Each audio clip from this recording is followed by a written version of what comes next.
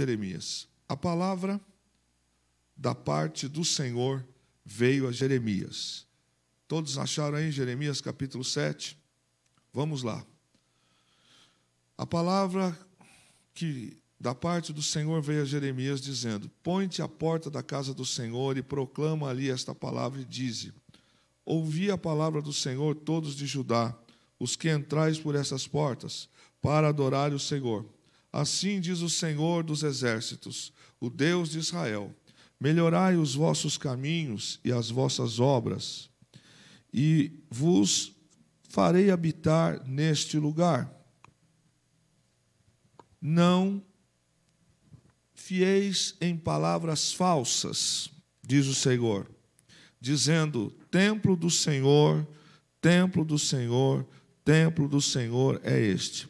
Mas se deveras melhorardes os vossos caminhos e as vossas obras, se deveras praticardes o juízo entre um homem e o seu próximo, se não oprimires o estrangeiro e o órfão e a viúva, nem derramardes sangue inocente neste lugar, nem andardes por outros deuses para o vosso próprio mal, eu vos farei habitar neste lugar, na terra que dei a vossos pais, desde os tempos antigos para o sempre. Eis que vós confiais em palavras falsas, que para nada vos aproveitam. Porventura furtareis e matareis e adulterareis e jurareis falsamente e queimareis incenso a Baal e andareis após outros deuses que não conhecestes. E então vireis e vos poreis diante de mim nesta casa, que se chama pelo meu nome, e dizeis: somos libertos para fazermos todas essas abominações? É, pois, esta casa que se chama pelo meu nome uma caverna de salteadores aos vossos olhos? Eis que eu mesmo vi isto. Fiz, diz o Senhor, mas ide agora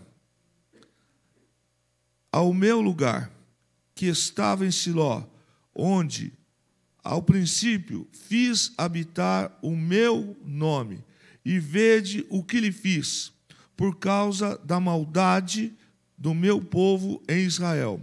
Agora, pois, porquanto fazeis todas estas obras, diz o Senhor, e eu vos falei, madrugando e falando e não ouvistes, e chamei-vos e não respondeste. Farei também a esta casa, que se chama pelo meu nome, no qual confiais, e a este lugar que vos dei a vós e a vossos pais, como fiz a Siló, e lançar-vos-ei de diante de todos os vossos irmãos e toda a geração de Efraim. Tu, pois, não ores por este povo. Perceba que Deus aqui está falando para Jeremias. Tu, pois, não ores por este povo, nem levantes por ele clamor em oração, nem me supliques, porque eu não te ouvirei. Palavra do Senhor para Jeremias. Porventura, não vês tu o que andam fazendo nas cidades de Judá e nas ruas de Jerusalém? Os filhos apanham a lenha, os pais acendem o fogo, e as mulheres preparam a massa para fazerem bolos à rainha dos céus, e oferecem libações a outros deuses para me provocar a ira. Acaso é a mim que eles provocam a ira? Diz o Senhor, e não a si mesmos, para a confusão dos seus rostos? Portanto, assim diz o Senhor Deus: eis que a minha ira e o meu furor se derramarão sobre este lugar, sobre os homens e sobre os animais, e sobre as árvores do campo, e sobre os frutos da terra, e acender-se-á e não se apagará. Assim diz o Senhor dos exércitos, o Deus de Israel: ajuntai os vossos holocaustos, os vossos sacrifícios, e comei carne. Porque nunca falei a vossos pais, no dia em que os tirei da terra do Egito, nem lhes ordenei coisa alguma acerca de holocausto e sacrifício. Mas isso lhes ordenei, dizendo: dai ouvidos à minha voz, e eu serei o vosso Deus, e vós sereis o meu povo, e andai em todo o caminho em que eu vos mandar, para que vos vá bem. Mas não ouviram, nem inclinaram os seus ouvidos, mas andaram nos seus próprios conselhos, no propósito do seu coração malvado, e andaram para trás e não para diante. Desde o dia em que vossos pais saíram da terra do Egito até hoje, enviei todos os meus servos e profetas, todos os dias madrugando e enviando, mas não me deram ouvidos, nem inclinaram os seus ouvidos, mas endureceram a sua cerviz, e fizeram pior do que seus pais. Di-lhes, pois, todas essas palavras, mas te darão ouvidos, chamá-la-ás, mas não te responderão. E lhe dirás: esta é a nação que não deu ouvido à voz do Senhor seu Deus, e não aceitou correção. Já pereceu a verdade, e foi cortada da sua boca. Corta o teu cabelo e lança-o de ti. Levanta um pranto sobre as alturas, porque já o Senhor rejeitou e desamparou a geração do seu furor. Porque os filhos de Judá fizeram o que era mal aos olhos, diz o Senhor, puseram as suas abominações na casa que se chama pelo seu nome, para contaminá-la, edificaram os altos de Tofete, que está no vale do filho de Inom, para queimarem no fogo seus filhos e suas filhas, o que nunca ordenei, nem me subiu ao coração. Portanto, eis que vem dias, diz o Senhor, em que não se chamará mais Tofete, nem vale do filho de Inom, mas o vale da matança, e enterrarão em Tofete, por não haver outro lugar. E os cadáveres deste povo servirão de pasto às aves dos céus e aos animais da terra, e ninguém os espantará. E farei cessar nas cidades de Judá e nas ruas de Jerusalém a voz do gozo, a voz da alegria, a voz do esposo, a voz da esposa, porque a terra se tornará em desolação. Amém? Esse é o texto de Jeremias, capítulo 7. E aí a gente encontra aqui uma palavra de Deus, como em todo o livro de Jeremias, o Senhor tratando com a nação e dizendo das consequências do que Ele faria com eles em relação aqui a um fato muito interessante que eu quero ter com os irmãos. Vocês prestaram atenção que o povo aqui, eles estavam fazendo uma coisa muito terrível. E essa coisa terrível que eles estavam fazendo se chamava exatamente autoconfiança por frequentar templo. E ao mesmo tempo em que frequentaram o templo, ao mesmo tempo eles praticavam, até dentro do templo, eles praticavam coisas sujas dentro do templo. Mas o espinho dorsal, a espinha dorsal do capítulo 7, Deus traz acusações. E também Deus fala com o profeta dizendo assim: não ore mais por eles. Você vai falar, mas não peça misericórdia por eles.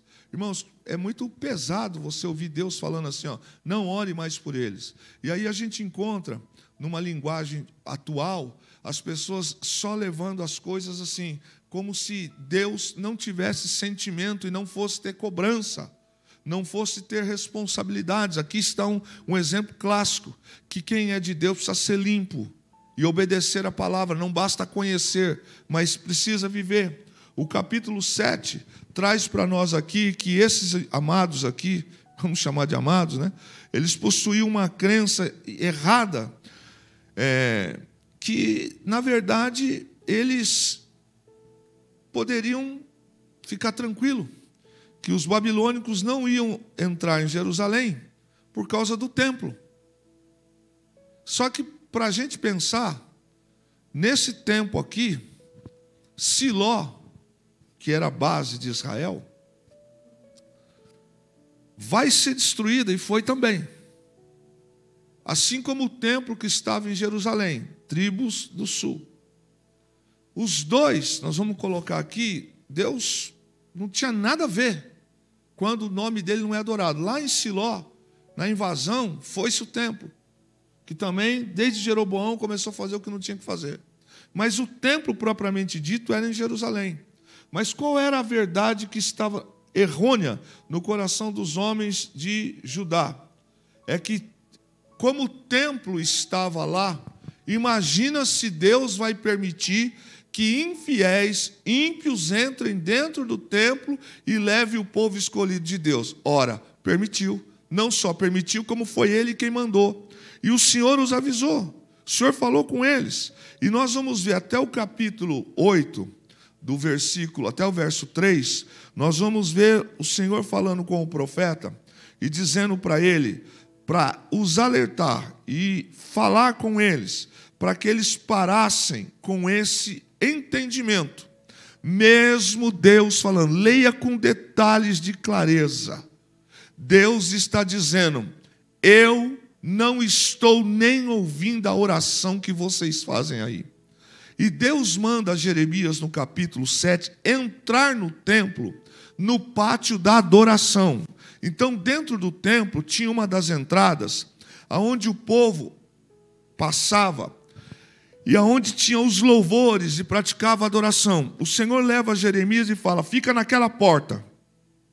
E naquela porta você vai falar, porque todos que entrarem ali vão ouvir. Outra coisa interessante desse texto é que Deus mandou Jeremias fazer isso, provavelmente nos dias de festa, dia de aglomeração. O que Deus queria fazer com isso? Trazer a todos que ainda estavam com espírito de religiosidade, ou seja, vão para a igreja, vão para o templo, mas com as vidas erradas. E o que Jeremias está fazendo lá? Deus está dando mais uma chance. Deus está falando mais uma vez. Fala para eles, Jeremias. Eles não vão te ouvir, mas mesmo assim você fala. E a autoconfiança deles, que pelo fato deles terem o templo, os babilônicos não vão entrar. Meus irmãos, para a gente só pensar e não sair muito, esta ideia de ser batizado nas águas, essa ideia de ser membro de uma igreja, essa ideia de ser um dizimista da igreja, e não viver na palavra de Deus, não nos garante a aprovação de Deus.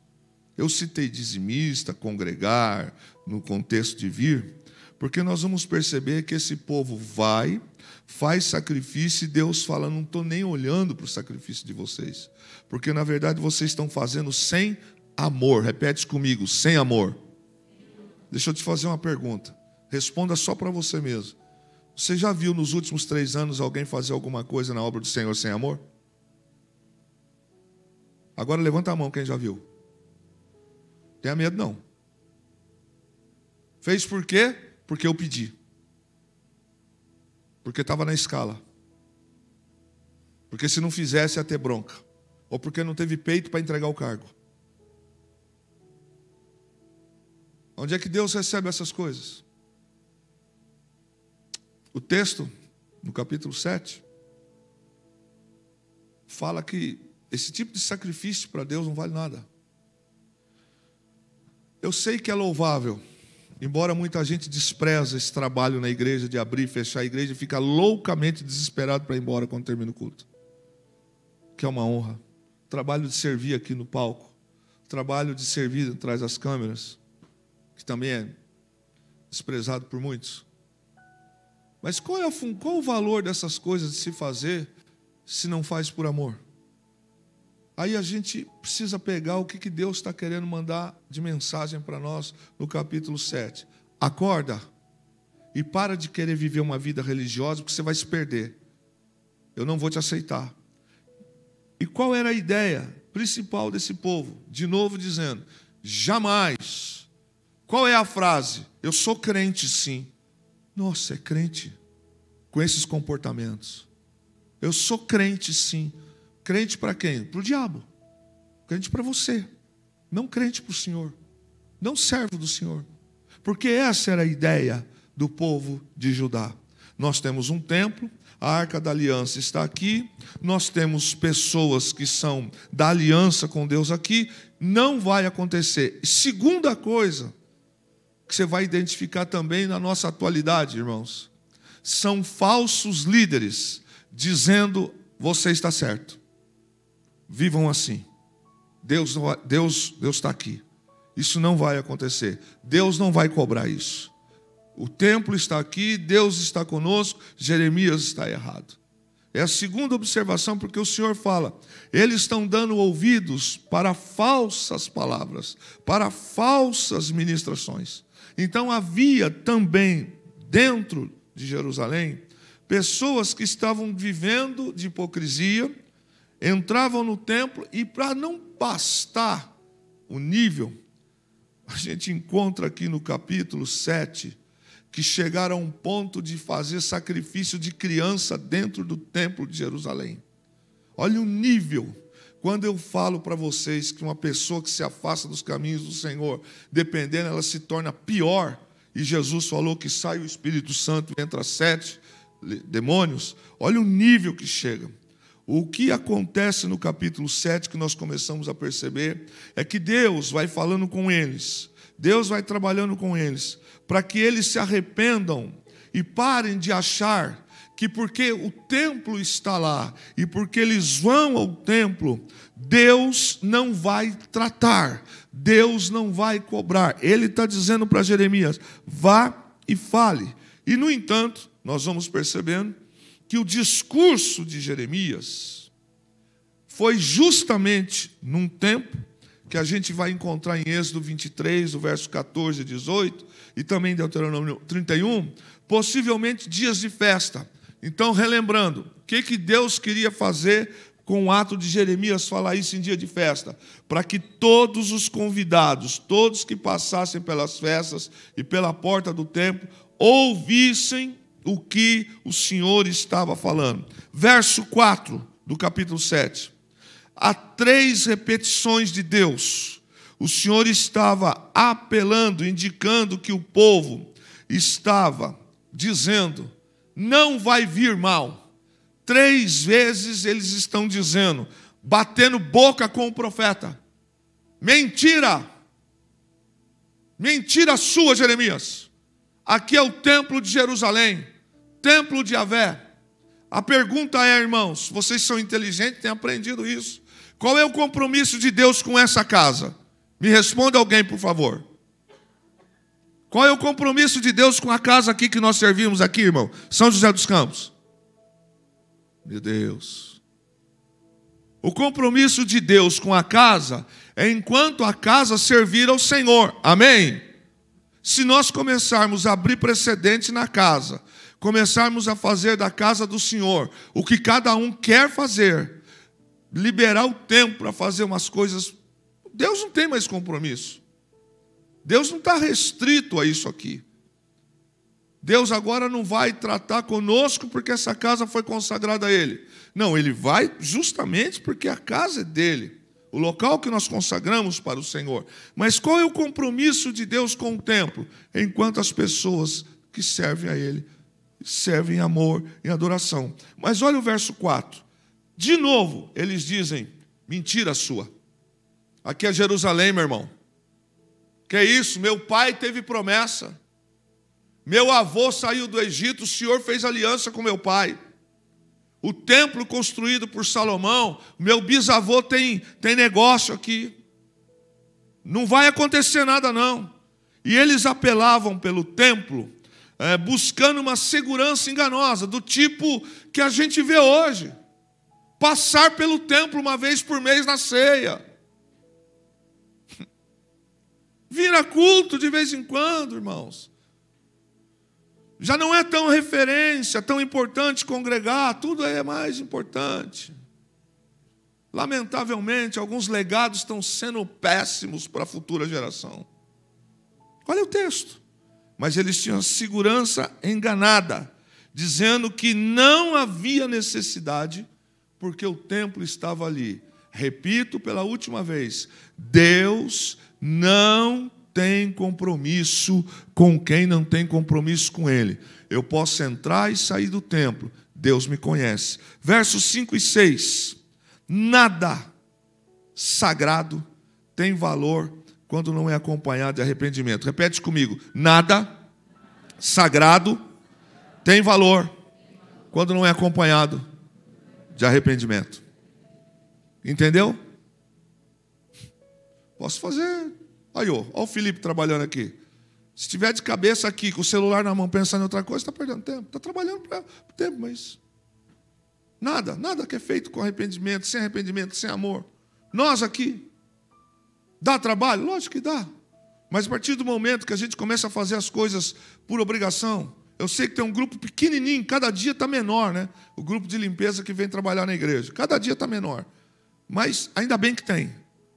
Imagine se essas pessoas vêm aqui e vêm reclamando. Qual é a glória que tem para isso? Os nossos irmãos aqui, eles achavam que o sagrado os salvaria. Então, eu pego o cálice da ceia sábado e tomo. Segundo sacramento do Senhor, batismo e a ceia. Pronto, estou em comunhão com Jesus. Aonde que isso indica comunhão? Você percebe, irmãos, que o Senhor ele tem sentimento e que Deus enxerga tudo?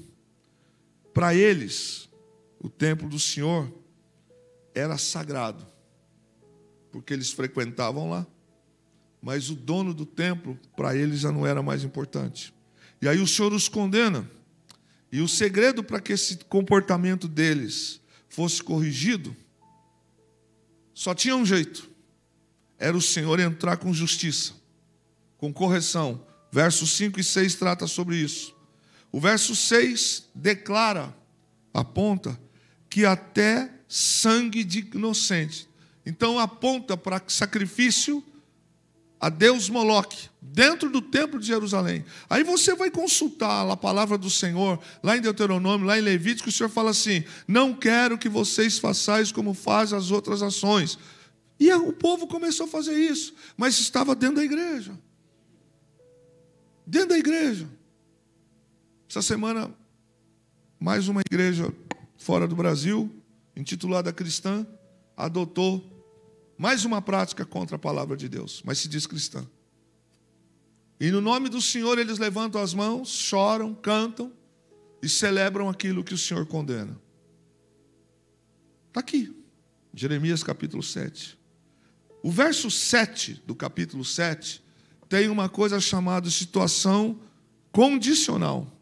A promessa estava condicionada à presença de Deus na nação, desde que a nação temesse. A condição para a presença de Deus ficar na nação era que houvesse verdade, e houvesse justiça, e houvesse retidão. Qualquer coisa fora disso, irmãos. Você concorda comigo que a igreja é um ambiente gostoso, independente de quem não tem compromisso? Vamos lá. Eu venho num culto domingo à noite. Tem uma boa música, um ambiente limpo, pessoas agradáveis. Nem tanto, né, pastor? Tem. Uma palavra que às vezes vai me dar uma sensação de que pronto, paguei minha dívida com Deus e vou para casa. Levo o resto da minha semana sem qualquer tipo de compromisso com o Senhor. Sem ler a Bíblia, sem congregar. E congregar implica necessariamente que aí eu não estou nem um pouco envolvido com as preocupações do dia a dia, com as necessidades dos órfãos. Quer fazer uma pergunta aqui? Levanta as mãos para mim agora, rápido. Quem visitou a irmã Marlene nos últimos 30 dias? Levanta a mão, rápido. Ó, uma. Eu não vou pedir para levantar a mão quem foi passear. Não vou. Todo mundo aqui vai dar uma desculpa, porque não foi. Isso é a esposa de um pastor, que é da nossa obra, que faleceu. Não faz um ano que ele morreu, hein, irmão? Não faz um ano que o pastor Otávio morreu. Uma pessoa aqui da igreja. Eu sei que não é uma só não, mas que está presente aqui essa noite. Foi visitá-la. Você entende, querido? Como que o Senhor tem um olhar. Percebe que no capítulo 7 o Senhor cita órfãos e viúvas de novo? Que essa classe estava desprestigiada de novo. Essa cobrança vai vir. Essa cobrança vai vir. O povo, estava sem justiça, sem verdade e sem retidão. E Deus está dizendo para eles que vai pegá-los, vai puni-los, e o templo não vai salvá-los. Verso 8, Deus traz uma série, mas uma série de acusações a eles. E Deus pega eles dos mandamentos. Em Oséias 4:2, o Senhor acusa eles de permanecerem no perjúrio, na mentira, na matança, no furtar, no adulterar, na violência, em atos de sangue, um após o outro, e também o principal: não terás outros deuses perante mim. Êxodo 23. Dentro do templo estava tendo idolatria, rainha dos céus. Supõe-se que seja uma deusa dos babilônicos chamada Insta, que dentro do templo de Yahvé, em Jerusalém, colocaram um altar para ela lá. Para nós é estranho, sim ou não? A gente imaginar um negócio desse. Mas a igreja, quando perde o Espírito Santo, perde a direção, quando os profetas não falam mais, assim diz o Senhor, quando não apontam mais, quando não confrontam mais, pode esperar tudo, irmãos. Mas o fato da igreja se perder, ou as pessoas se perderem, não significa que Deus não vai trazer isso à tona. E aquela casa, a casa do Senhor, como Deus fala, não dava direito para eles de viverem uma vida de pecado. A casa era chamada pelo nome de Deus, mas eles não tinham direito de alegar, por ser a casa de Deus, que eles não seriam tratados. E Deus fala com eles sobre isso. Eu li aqui no culto de terça-feira, 1 Reis, capítulo 8, e também nós falamos em 2 Crônicas, se não me falha a memória, da dedicação do templo. O Senhor dizendo: eu separei este lugar para aqui ser o meu nome. Quantos se lembram disso no culto de terça? Que os sacerdotes não podiam ficar em pé. Quantos se lembram? Você viu o que fizeram com o templo anos depois? O mesmo Deus que entrou, a sua presença tomou posse dali. Olha o que o pecado, a desobediência, o não tem nada a ver, gerou dentro do templo. Deus vai destruir esse templo. Deus vai permitir que a invasão aconteça. E aí o profeta Jeremias, ele usa de um sarcasmo com os homens, porque o povo estava dizendo o seguinte: isso não vai. Jeremias dá num tom de risada dizendo assim: esperem para ver se vai ou não vai. Por causa disso, Jeremias também pagou seu preço. Eles estavam se achando como um povo escolhido, e como povo escolhido, nada poderia então acontecer a eles. E o capítulo 7, o Senhor vai trazendo verso sobre verso, e o Senhor fala ainda: Siló já não existe mais. Deus está trazendo para Judá a seguinte mensagem: lá em Israel já acabei, agora Judá eu vou invadir. E mesmo o Senhor falando isso com eles, sabe qual foi o pensamento? Aqui não entra, aqui tem o templo. Eu estou batendo nessa tecla porque o capítulo 7, ele deixa bem claro que o fato do templo estar lá, e as pessoas, ainda que desviados dentro do templo estarem lá, eles achavam que não vinha a justiça de Deus. Deixa eu fazer uma pergunta para os irmãos essa noite. Alguma dúvida aqui ainda essa noite? Que passear pelo templo não significa comunhão? A igreja não é lugar de pessoas perfeitas. A igreja é lugar de pessoas em processo de transformação.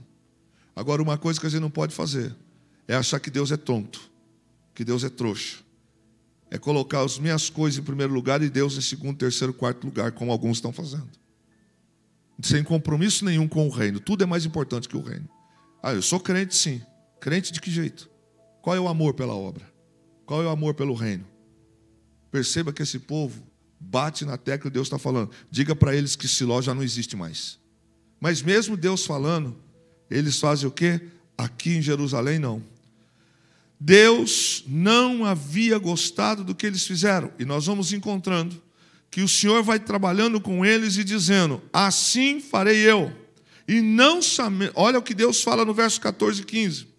Deus vai dizendo o seguinte: que não vai lançar fora apenas eles da sua presença, mas vai lançar os seus irmãos de linhagem. E Deus ainda diz e os adverte dizendo o seguinte, que a aliança que Deus teve com eles era mantida desde que o temor fosse para com eles.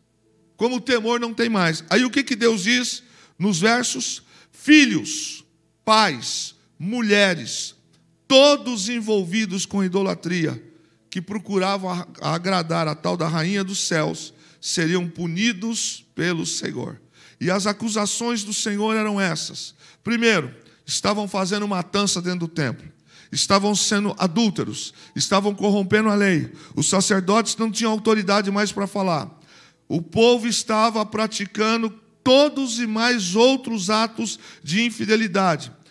Construíram altos nas florestas. O que é altos nas florestas? Eram locais secretos onde em cada casa, em cada quintal e nas montanhas tinha um tipo de semideus, um voodoo, um ídolo lá. Mas ao mesmo tempo que tinham essas coisas, eles iam para o templo de Jerusalém. É como ter 2, 3 deuses. É como se fosse servo de 2, 3 deuses.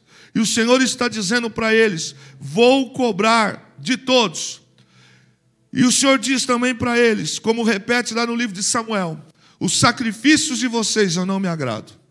E aí fica para nós um alerta, que quantidade de sacrifício, quando o Senhor fala pelo profeta a Saul, diz assim, tem o Senhor tanto prazer em sacrifício, quanto que se obedeça a sua palavra? Qual foi o engodo doloso de Saul? Eu não matei as ovelhas para fazer sacrifício para Deus. Por acaso justifica-se um erro praticando outro erro, uma desobediência com outra desobediência? O Senhor está dizendo, esse sacrifício que vocês estão fazendo, pode comer. Irmão, a linguagem é tão pesada no capítulo 7, que Deus fala para eles assim, pega o sacrifício que vocês estão fazendo para mim e comam. Eu não quero. Além da idolatria, eles adoravam diversos deuses e ainda ofereciam sacrifícios para Deus e para esses deuses, e como se não necessitassem da misericórdia, eles pensavam, olha o que eles pensavam que entrou no coração deles, que Deus é que precisava da misericórdia deles. Então, se eles faziam o que faziam, por misericórdia de Deus. Olha que ponto que os nossos irmãos chegaram. No capítulo 7, a gente vai descrever essas coisas. Verso 22 e 23. O sacrifício de animais só era aceitável quando havia temor. Eles não ouviram. Se inclinaram, então, para outras coisas. Deus recusa em lhes ouvir e recusa em aceitar. O profeta se dirige a eles e olha o que Deus faz. Deus diz para Jeremias, raspa a tua cabeça. Se tem um profeta que pagou um precinho também, pelo amor de Deus, viu? É Jeremias. Deus manda ele raspar a cabeça em sinal como uma mulher. E alguns aqui dizem que ele fez como um voto nazireu, mas aqui foi um gesto de desonra, dizendo assim vai acontecer com essa nação. Deus está simbolizando, Deus está dizendo, apresentando a eles, dizendo o que vai acontecer. E sabe o que a nação faz? Nada. Então, quando Jeremias corta o cabelo e raspa, Deus também está dando a chance de renovar a aliança, fazer um voto de nazireu com eles. Mas eles preferem o escárnio. Eles preferem ficar naquela vida errada que eles estavam vivendo. E o capítulo continua. Eles fizeram tudo e mais um pouco do que era péssimo. Esse vale do Inom, eles matavam as crianças no templo e levavam para o vale do Inom para jogar os seus cadáveres. Isso era filhos de crente, e crentes praticando isso. Eles pegavam os seus meninos, filhos primogênitos, e também faziam essas aberrações. E o Senhor está dizendo que esta situação Ele vai cobrar. O capítulo 7, meus irmãos, se resume neste ponto que nós falamos essa noite. 3 coisas importantes para nós. Sacrifícios sem amor, sem temor, Deus não recebe. Segundo, a simples ideia de que eu tenho um templo para chamar de meu, não significa que o Senhor do templo está satisfeito comigo. Isso me preocupa. Se preocupa um membro comum, pense a mim como pastor, como me preocupa. Se eu estou sendo um bom pastor ou um mau pastor para o rebanho. Pense como isso pesa. Porque a gente pode estar cometendo o maior dos erros da nossa vida. De estar recebendo pérolas como essa. Está deixando entrar por aqui e sair por aqui. Segundo erro que Deus aponta e os acusa. Parem com esse negócio. Vocês estão dizendo que o templo está aí, pois eu vou mandar a correção aí para dentro. Terceira coisa que Deus está dizendo para eles. Vocês se tornaram idólatras. E novamente eu pontuo aqui, porque quando a gente fala de idolatria, alguém sempre pensa o seguinte: bom, eu não estou enquadrado nisso. Que tipo de idolatria você ou eu podemos não estar? E veja quais nós podemos estar. Já tem hábitos na nossa vida que a gente está fazendo, que é hábitos pagãos. Já tem até festas pagãs que estão fazendo. E olha, vai falar para ver o que dá. Vai falar. É arcaico. É atrasado. Terceiro, cada um ouve aquilo que quer ouvir, né? Sim ou não? Sim ou não? O Senhor fala: estão ouvindo os profetas falsos, porque ouve os profetas falsos, por isso vão pagar. E Jeremias, eles se recusaram a ouvir.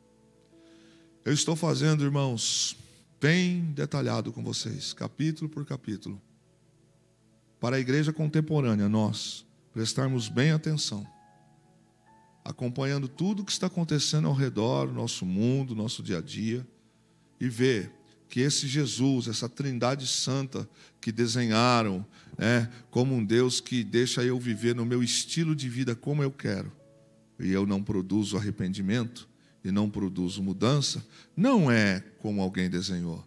Esse Deus também vai cobrar a sua justiça. Ele é amor, mas é justiça. E também o fato de que isso como pastor me incomoda. Não deveria de me incomodar, mas me incomoda. Eu percebo que quando chega semana de Santa Ceia, é uma coisa louca, né? Para os que vêm, porque parece que só existe o culto de ceia. Já no domingo, já não tem mais culto, não tem escola dominical. E para alguns, acabou a ceia, acabou o compromisso, acabou congregar, acabou adorar, acabou qualquer coisa. Como se Santa Ceia salvasse, batismo salvasse, orar em língua salvasse, etc. Deus aponta e fala para a nação: vocês estão equivocados, se convertam. E quarto e último, eles faziam sacrifícios para Deus, e Deus pega o sacrifício e comam. É que ninguém gosta de falar, mas no popular é isso. Pega o sacrifício de vocês e comam, para mim não serve. Aí a gente escuta coisas do tipo: mas eu estou fazendo isso para Deus. Ele está fazendo, mas está fazendo uma coisa certa e 20 errada. Não funciona. O Senhor traz à memória a essência do capítulo 7. Por mais que a gente pense assim que é cansativo esse estudo, quando você chegar no último capítulo, você vai ver quais foram as consequências. E sempre é assim, né, irmão? Estar na igreja, às vezes, é peso para muita gente. Mas quando a família cai em desgraça, quando se desvia, quando cai na sarjeta, quando perde tudo, a gente fala: meu Deus, o que eu fiz? Estava na tua mão. Deus nunca vai obrigar a gente a tomar uma posição que somente nós podemos tomar. Servir ao Senhor tem que ser um ato de amor e de fidelidade, não de reclamação e não de imposição. Sacrifício para Deus, se não é feito de amor, de gratidão, melhor no que não faça.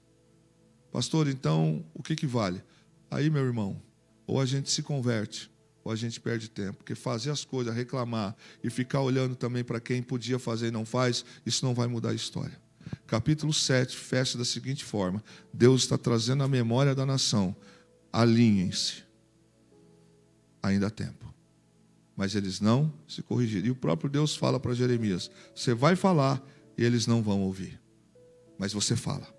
Aí, irmãos, por que você acha que tem que falar, pregar o evangelho hoje?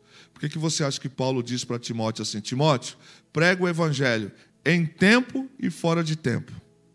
Porque a palavra precisa ser pregada, para que no dia do Senhor alguém não diga assim: mas eu não sabia. Sabia sim. Porque tudo que nós estamos falando aqui, as mensagens, os cultos, os evangelismos, tudo servirá como testemunha, para dizer: não, tu sabia. É que tu não fostes, não apreciou o culto, trocou por isso, trocou por aquilo.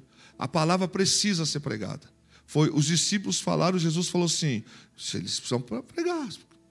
Eles foram repreender uma vez: Senhor, manda que eles se calem. Jesus falou: olha, se eles se calarem, as pedras clamarão.